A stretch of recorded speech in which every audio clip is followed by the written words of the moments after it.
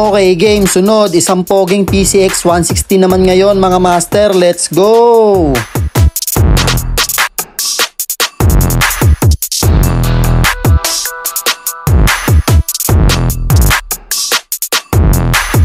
Today ngayong araw merong walk-in customer, isang poging PCX 160 CVT cleaning to, kaya umpisahan na natin. Wala nang patumpik-tumpik pa, ayan, binuksan ko na kagad, tinanggal ko na yung L-filter niya, tapos tatanggalin ko na rin yung crankcase cover niya para makita na mga dapat linisan at makikita rin kung ano yung mga dapat palitan. Segway ko na rin pala, nakabili na rin pala ako ng impact wrench kahit papano, solid yung mga nagpapagawa sa akin, maraming salamat sa mga tiwala nyo.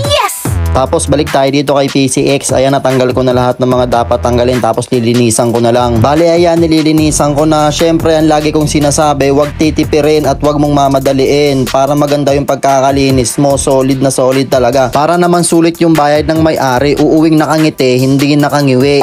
Ayan, todo linis talaga. Tapos ito na yung mga piyesa niya pagkatapos kong linisan.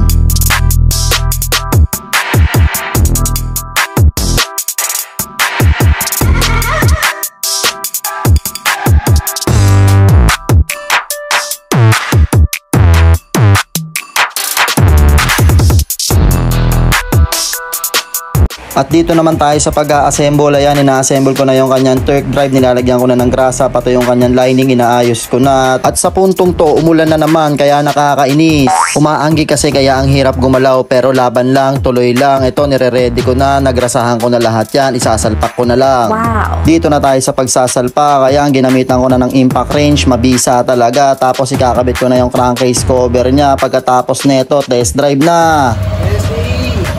Hey.